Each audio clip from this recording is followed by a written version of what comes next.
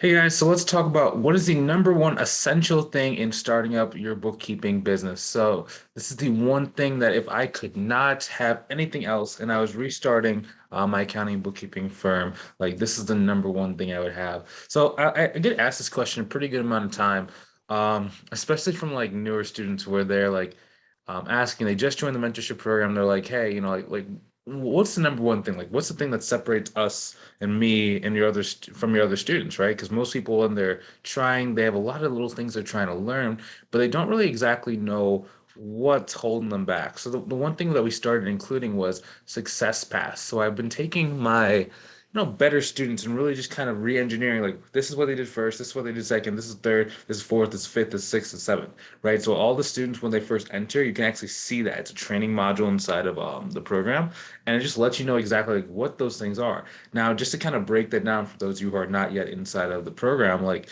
the number one thing that you need to have is focus.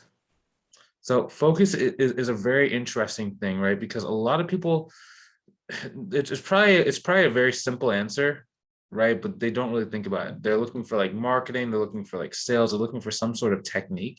When in actuality, your goal needs to be a focus. Okay. Now the reason why is because most people they can't string together a good 1 month of actually going and prospecting, building a business, talking to people, getting people to move forward, and then working. Where if they could just put together maybe 60 days, 90 days, that's all you really need in order to go and reach your goal. It's not very, very challenging. You just got to be able to do it. Now, I want you to almost kind of imagine your business and you're like almost like you're in the Odyssey. So the Odyssey is kind of like the hero's journey where you're starting. Maybe you were in paradise and you had like a fall from paradise. Maybe like before you had the great job, you're making it really well inside of corporate America. But then something kind of happened. Maybe you noticed that you weren't spending enough time with your children. Maybe you just wanted a better way. Maybe you weren't quite getting the raises that you thought that you wanted, at work, and they just overlooking you. So now it's like, okay, so now you're in this fall position. Now you're trying to go and reach your goal, right? So maybe your goal is to be able to not only make good money, but be able to have the free time to spend with your children, be able to, be with your children, to be able to really just have the life you deserve. Maybe you move to a new place and like you have to go and rebuild your income really quickly, but it's been really hard to kind of get a job. Or maybe like you're working a great job right now and you just want to get some freedom. Like you really have to just understand like along your journey, there's going to be things called distractions. So it's almost like inside of the movie The Odyssey, or even the book The Odyssey, if you haven't watched the movie, there's these things called sirens. And there are these like just really cool people that are like, hey, come try this instead. Hey, come do this. Hey, come hang out with us. Hey, come. Hey, we got to do this, right? And their only job is to distract you from your goal. And if you get too close to them, they will pull you off of your course and you won't be able to reach it. It's almost like if you're in the movie, they were like driving boats and then like there's just ruins and just wrecks underneath the water of all the people that the distractions slash the sirens actually cause. Now we got to make sure for you, like you're avoiding those distractions, okay? Because you have to be really, really focused. Now, in the short term, you might be giving up a little bit of like, your free time. So you might have to do some of the client work on the weekend. You might have to spend about probably between 30 minutes to an hour every single day learning how to go and reach out to prospects and booking calls with prospects. You might do a 45-minute consultation calls with prospects between 1 to 3 times per week.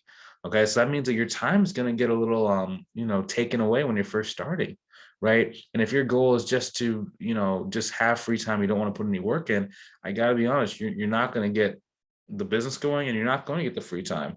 So you have to be willing to just kind of put like 90 days into like trying this thing out, going down the right path, really staying focused. I know when I first got started, like with my accounting firm, like I would I would do it for like 2 weeks and I would get really discouraged because I either didn't see the results I was looking for or I just didn't really make the progress that I wanted. And it always be like I would go and do a consultation with the business owner. They'd be like, oh, I don't really want your service. And then I'd be like, man, nobody wants this service. Like I don't know why I can't seem to get people to pay me any money. Like everybody needs this. It's just like they just weren't really paying me money because I just didn't really know the stuff that I know nowadays. But I would always kind of like just take a couple weeks off and then I would try again and I would like do some stuff and I would like post some blogs. I would go on Upwork, and then I would just like get shut down again. Then I would like take a week off And then sometimes I'd try and like make it work, but then, there would be like summertime and I'd want to go,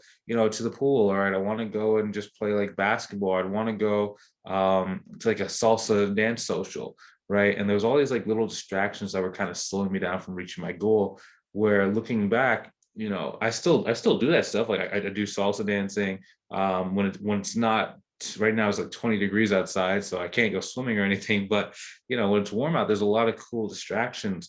And they're kind of there, and there is a time and a place for it. Like right now I can afford to do that. Like I went to a salsa lesson last night, and I went out to eat on Friday evening, right? And it was okay because I have the money now. I put in that time, I put in that work, I put in that effort, put in that energy, put in that focus, and then now everything is very, very smooth, right? It gives me time to be able to do the stuff that I really want to do, because I did the stuff I didn't want to do in the beginning. Versus most people, they do the stuff they want to do, but then they end up having a lot of stuff they can't do, right? Versus successful people, they do the stuff they hate, the stuff they don't want to do, the stuff they're not passionate about. Then all of a sudden they have all this entire life that they can do, like stuff they're passionate about. Like for example, like when JT was getting started, like he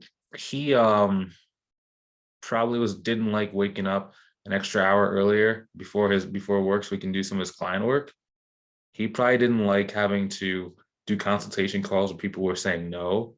He probably didn't like you know not being able, because he loves playing sports and stuff. So he probably didn't like, that he couldn't go and play some golf that day. It's just one of those things. But now he has all the time to play golf. Now he has all the time to go travel, because he put in that work.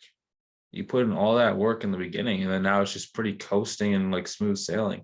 Because right now, what he basically has is like when you get to a certain point, where you've not only done the prospecting, but then you start really learning what post styles work for you. Like you can literally just make like it's ridiculous. Like we have him where he does like about 3 posts a month. They get the business owners on his list to start raising their hands and saying that they're looking for some help. And it's just ridiculous. So he put in all this groundwork. He made all these relationships. He got, I think it was probably about 600 different people inside of his target markets that were doing really good in business, to kind of be on his friends list on Facebook, right? Then he was going and he does like a presentation to them like once a quarter to like one of his referral partners. And that after he does that presentation, that just short like video overview, then people start coming into his calendars, right? Then they start sending him a friend request on Facebook. And then what he does is about 3 times a month, he'll just make a post saying like, who's looking for help? Who has this issue? Who wants this? Who needs this? Who's been thinking about this? Who's been on the fence?